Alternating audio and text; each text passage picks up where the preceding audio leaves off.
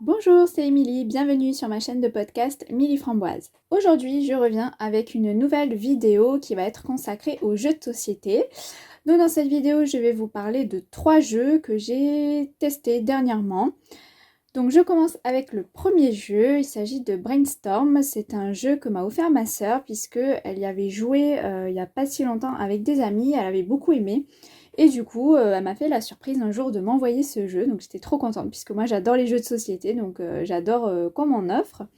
Donc c'est un jeu à partir de 8 ans, à partir de 2 joueurs. Et donc je vais vous expliquer un petit peu le concept du jeu et mon avis dessus. Donc je vous mets aussi des photos en fond, donc pour que vous puissiez voir un petit peu à quoi ça ressemble. Déjà, ce que j'ai trouvé original dans ce jeu, c'est le comptage des points. Donc comme vous pouvez le voir sur la photo qui s'affiche maintenant, en fait vous avez les points sous forme de réglette, qui est ici au centre de la photo. Donc vous voyez, vous avez le départ en bas avec les deux pions rouge et jaune, et l'arrivée il se trouve en face. Et du coup, le pion rouge, eh bien, il va compter les points sur la droite et le point jaune sur la gauche. Et en fait, par exemple, eh bien, si vous avez 11 points, eh bien, vous mettez, là, comme je vous le montre ici en gros plan, vous mettez votre petit pion rouge sur le chiffre 11. Voilà. Et je trouve ça très pratique pour compter les points, ce genre de petite réglette. C'est la première fois que je vois ça. Ah oui, et j'en profite pour... là, je vois la date du jeu. C'est un vieux jeu. Hein, là, ce jeu-là date de 2008, donc il n'est pas tout jeune. Voilà. Donc, je vais vous expliquer rapidement la règle du jeu. En fait, Brainstorm, c'est un jeu de mots, déjà. Vous avez des cartes avec des catégories. Donc là, je vous ai mis, par exemple, la catégorie sport avec filet, que vous pouvez voir. Et en fait, le but du jeu, c'est d'être capable de sortir 10 mots en rapport avec la catégorie. Donc là, il va falloir que vous essayiez de trouver 10 sports qui se pratiquent avec un filet en l'espace de 1 minute, je crois. Donc là, vous avez le sablier aussi pour compter le temps. Et en fait, la carte, vous allez l'insérer dans la petite machine que vous trouverez, que vous voyez là en bas sur la photo. Donc là, je vous ai mis un gros plan. Voilà, donc vous insérez la carte là-dedans et en fait, c'est le joueur adverse qui va tenir cette machine dans ses mains. Et vous, donc évidemment, vous n'avez pas le droit de voir les mots. Et en fait, la machine, avec l'espèce d'infrarouge, là, ça vous permet de voir les mots. Parce que sinon, vous ne pouvez pas voir les mots. Ils sont pas visibles, quoi. Donc cette espèce de filtre rouge comme ça permet de voir les mots. Donc là, je vous l'ai rapproché encore plus sur la photo. Vous pouvez voir les différents sports que vous pouvez dire. Comment on compte les points? Si vous dites des mots qui sont dans cette liste, vous avez le point.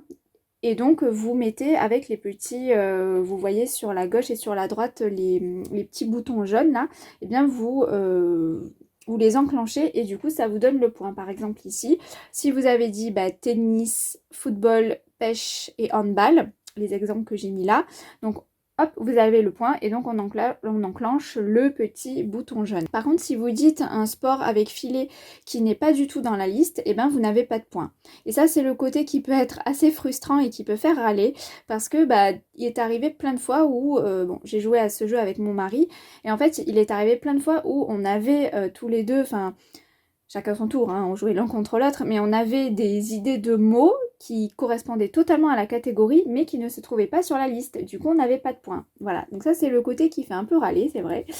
Mais sinon, moi, l'avis général que j'ai sur ce jeu, c'est que j'aime vraiment beaucoup. On y a joué déjà plusieurs fois et on a pris vraiment beaucoup de plaisir à jouer. Moi, de toute façon, les jeux que je préfère en général, c'est les jeux de mots parce que j'adore les mots et j'adore les jeux avec des mots. Et j'aime faire fonctionner aussi ma matière grise, hein, donc voilà, j'aime bien réfléchir. Et du coup, voilà, je trouve le concept très sympa d'essayer de trouver des mots en rapport avec la catégorie. Il y a toutes sortes de catégories, il y en a qui sont plus difficiles que d'autres. S'il y a une catégorie qui vous parle pas, qui vous inspire pas du tout, vous pouvez passer et vous pouvez prendre une autre carte. Voilà, donc moi c'est un jeu que je vous conseille en tout cas si vous tombez dessus peut-être d'occasion. Je ne sais pas du tout s'il est encore édité dans les magasins à l'heure actuelle parce que c'est un jeu qui est assez vieux, qui a une quinzaine d'années, donc je ne sais pas s'il est encore édité, mais peut-être que si vous y tombez dessus d'occasion à Emmaüs ou d'autres magasins comme ça, bah, franchement je vous le conseille parce que on passe un chouette moment et voilà, ça peut être sympa aussi d'y jouer en équipe. On l'a pas encore testé en équipe, mais pourquoi pas tester. Franchement, voilà. Moi, j'aime beaucoup Brainstorm en tout cas. Ensuite, je vais vous parler d'un nouveau jeu que j'ai eu donc en cadeau à Noël ou à mon anniversaire, je ne sais plus, à mon anniversaire plutôt, en janvier. Il s'agit de l'Imposteur. Donc c'est un jeu à partir de 10 ans et qui peut se jouer de 4 à 6 joueurs, mais nous on y a joué, on était 3. Donc je pense qu'on peut y jouer à partir de 3. Après effectivement je pense que c'est plus amusant d'y jouer à partir de 4, mais en tout cas à partir de 3 c'est faisable puisqu'on y a joué à 3. Donc le jeu de l'Imposteur, c'est également un jeu de mots pour pas changer. Donc c'est un jeu un peu comme c'est un jeu rigolo, enfin rigolo, à la manière un peu d'un espion. Vous avez des missions, des cartes missions. Et donc vous avez un mot mystère que on doit se faire deviner entre nous. Donc là c'est chacun pour soi. Donc là on était 3 quand on y a joué, donc on y a joué chacun pour soi. Vous avez des cartes comme vous pouvez voir sur la photo. Tu n'es pas l'imposteur ou alors tu es l'imposteur. Ici c'est la dernière carte.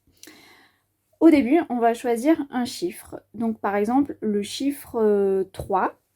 Et donc, comme vous pouvez le voir, donc au début, on choisit un chiffre entre 1 et 20, je crois. Ouais, entre 1 et 20. Donc là, quelqu'un va choisir le chiffre 3. Et donc le chiffre 3 ici, si vous regardez sur les 2 premières cartes où il y a marqué « Tu n'es pas l'imposteur », le chiffre 3 correspond à quel mot? Le mot fraise, qui est dans la deuxième colonne. Si vous n'avez pas eu le temps de lire tous les mots, il est dans le deuxième mot de la deuxième colonne. Donc le mot fraise, et en fait les personnes qui ont la carte tu n'es pas l'imposteur, bah, ils savent que c'est le mot fraise, ils le voient, voilà. Par contre la personne qui va être l'imposteur, parce qu'il y a forcément une personne dans le lot qui va être l'imposteur, vous le voyez sur la carte tu es l'imposteur, et eh bien tous les mots sont marqués imposteur. Vous voyez, donc là, voilà, la personne qui est l'imposteur et qui a cette carte en main, elle n'est absolument pas capable de savoir que le mot mystère à faire deviner, c'est le mot fraise, évidemment, puisqu'il y a marqué imposteur. Donc du coup, elle va devoir bluffer cette personne et faire genre qu'elle sait que c'est le mot fraise. Et donc chacun à tour de rôle, on va proposer un mot. Donc moi par exemple, on va dire que je ne suis pas l'imposteur. Donc pour faire deviner fraise, en tout cas pour dire un mot qui se réfère au mot fraise, je vais par exemple dire fruit. Voilà. Ensuite, une autre personne qui va jouer, qui n'est pas l'imposteur, va dire rouge. Voilà, donc fruit, rouge. Et là, l'imposteur, il va se dire, alors, je n'ai absolument aucune idée de quel mot ils parlent, mes adversaires. Donc, ils ont dit le mot fruit, ils ont dit le mot rouge. Et en fait, l'imposteur va essayer de se demander de quel mot il parle. Et donc, il va peut-être dire cerise. Voilà, il va peut-être dire cerise et du coup, après c'est à moi et je vais dire par exemple été. Voilà, pour dire bah c'est un fruit qui se rapporte à l'été. Voilà, et comme ça, chacun son tour et pendant 3 fois, c'est ça. En fait, il y a 3 manches, enfin il y a 3 tours plutôt, pas 3 manches. Il y a 3 tours. Donc une fois que chacun a dit ces 3 mots, en fait chacun doit dire 3 mots. Une fois que chacun a dit ces 3 mots, eh bien on va devoir désigner selon nous qui est l'imposteur. Donc on va essayer de savoir celui qui a été qui a un peu galéré à trouver des mots. Et en fait voilà, et nous on y a joué à 3 et c'était extrêmement drôle. Des fois on a éclaté de rire parce qu'en fait parfois dès que la personne, des fois on devinait tout de suite qui était l'imposteur. Parce que le mot que la personne disait était tellement, ça n'avait tellement rien à voir avec le mot en question qu'on devait faire deviner, qu'en fait c'était tellement drôle et on s'est dit non mais c'est sûr que c'est toi l'imposteur en fait. Voilà, c'était super drôle. Par exemple, pour vous donner une petite anecdote, à un moment, le mot à deviner c'était zombie, je crois. Et du coup, c'était moi l'imposteur, donc j'avais aucune idée que c'était le mot zombie. Et en fait, il y avait, donc j'ai joué avec mon mari et une de mes amies. Et en fait, tous les deux, ils disaient, ils ont dit, je crois, seringue et je sais plus l'autre mot ce que c'était. Et moi, je pensais qu'ils étaient partis dans des trucs de drogués. Donc moi, j'ai dit drogue. Et en fait, quand j'ai dit drogue, ils ont éclaté de rire. Et ils ont évidemment tout de suite pensé que j'étais l'imposteur. Parce que le mot à trouver, c'était zombie. Et enfin voilà, c'est plus des créatures que par rapport à la drogue. Du coup, ils ont, voilà, moi j'ai entendu seringue, j'ai dit drogue en fait, et voilà.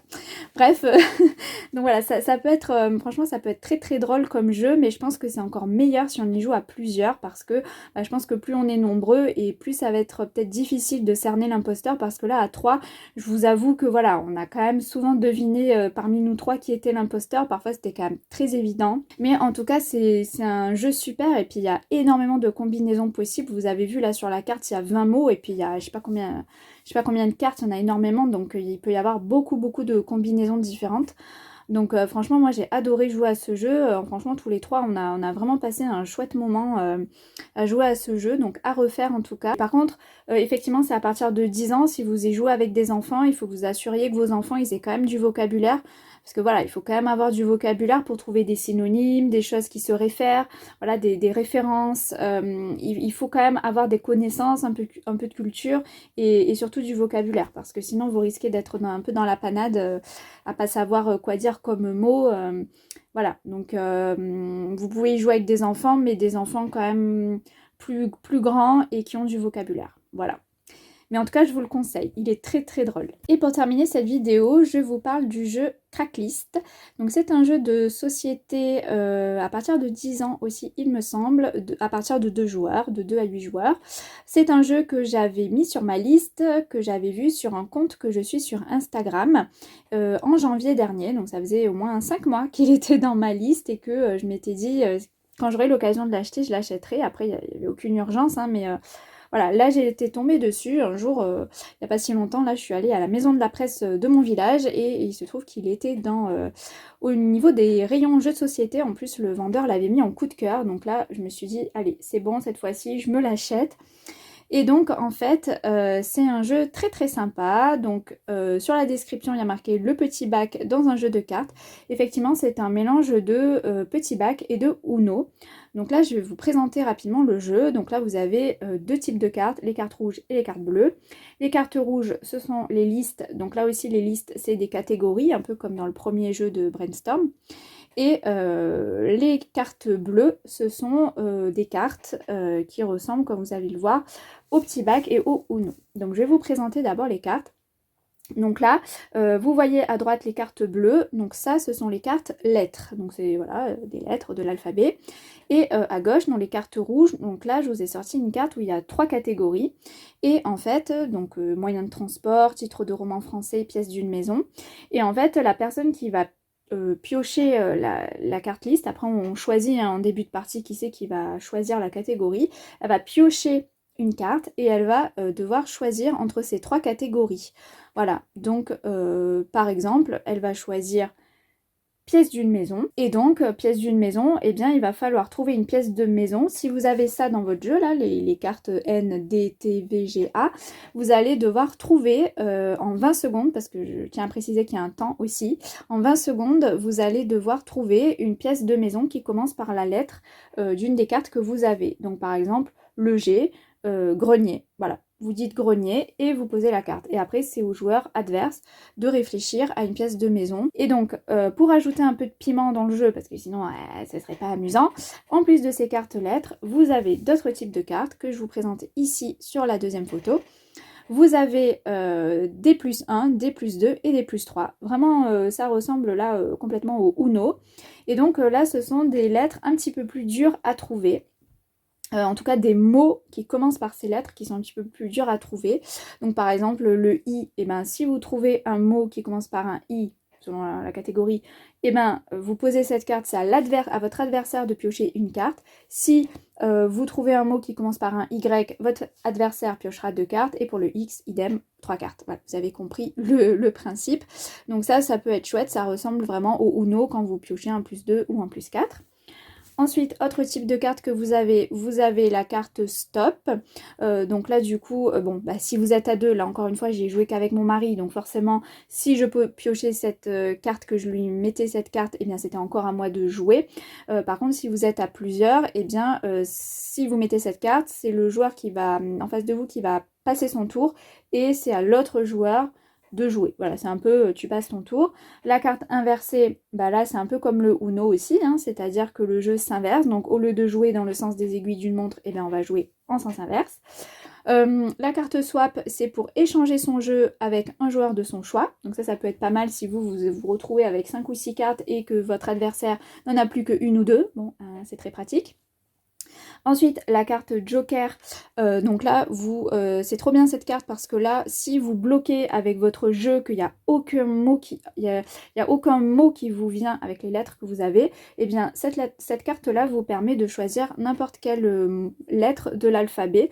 Vous pouvez, voilà, une pièce de la maison et vous n'avez pas de C par exemple, et bien vous dites, moi je mets un C et je dis cuisine par exemple, voilà. Donc là, elle est bien pratique cette carte. Et la dernière carte, c'est la carte Cracklist du nom du jeu.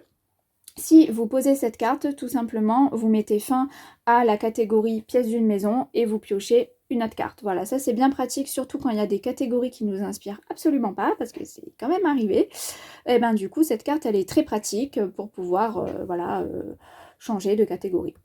Et du coup, voilà, là je vous ai mis une photo d'un jeu en main que vous pouvez avoir, puisqu'il faut avoir, au début, il faut avoir 8 cartes en main chacun. Donc là, c'est l'exemple d'un jeu que vous pouvez avoir en main. Voilà, tout simplement. Et donc, mon avis sur ce jeu, c'est que j'adore ce jeu. Franchement, on a passé vraiment un très très bon moment. Alors, ils disent que c'est un jeu qui se joue en 3 manches. Et donc, ah oui, et j'ai oublié de vous dire, évidemment, le but du jeu, c'est de ne plus avoir de cartes en main. Donc, vous vous délestez de vos cartes. Et évidemment, le premier qui n'a plus de cartes en main a gagné. Et donc, comme ça, il faut y jouer 3 manches. Mais nous on y a joué 3 manches et c'est très très très long. On a mis 3h30 pour faire 3 manches. Voilà, donc ça peut être hyper long. Donc je pense que quand on y jouera à deux, on ne fera qu'une manche parce que c'est très long. Après, encore une fois, je pense que quand on est à plusieurs, ça peut être plus rapide parce que on peut changer très rapidement de catégorie, voilà. Puis il y en a qui sont peut-être plus inspirés que d'autres au niveau des mots à trouver. Donc voilà, mais c'est vrai que c'est un jeu qui peut être assez long, donc il faut que vous ayez du temps devant vous. Mais sinon, moi j'adore, encore une fois, je vous dis, j'adore les jeux de mots. Donc là, j'étais ravie. Donc c'est vrai que dans cette vidéo, je vous ai présenté 3 jeux avec des mots, enfin des jeux de mots, mais moi j'adore ça. Je pense que ça fait partie de mes jeux préférés avec les jeux de culture générale. Voilà, donc voilà pour Cracklist. Je vous le recommande, mais je pense que c'est mieux d'y jouer à plusieurs. Voilà. Donc voilà pour cette vidéo qui est à présent terminée. J'espère que cette petite vidéo, enfin elle n'a pas été si courte que ça, mais à propos des 3 derniers jeux qu'on a testés ici à la maison vous aura plu. Moi je vous les conseille tous les 3, j'ai vraiment beaucoup aimé. J'ai testé aussi d'autres jeux avec des amis, mais comme je ne les ai pas en ma possession, c'est un peu plus compliqué pour moi de vous faire des photos. Donc je verrai comment je pourrais vous en parler une prochaine fois. Mais en tout cas là voilà, moi je parle en priorité des jeux que j'ai à la maison pour pouvoir bien vous les expliquer, les prendre en photo, les cartes, etc. pour bien vous détailler un peu les jeux. Donc n'hésitez pas à me dire si je vous ai donné envie de découvrir l'un de ces jeux et sinon si vous y avez déjà joué et ce que vous en avez pensé. Moi j'ai pris beaucoup de plaisir à filmer ce podcast parce que j'adore les jeux de société et j'aime toujours me replonger dans ces jeux que j'ai beaucoup aimés. Voilà, et bien n'hésitez pas à me dire ce que vous en avez pensé, n'hésitez pas à mettre un petit like et à vous abonner, ça fait toujours plaisir. Et quant à moi, je vous retrouve bientôt dans un prochain podcast.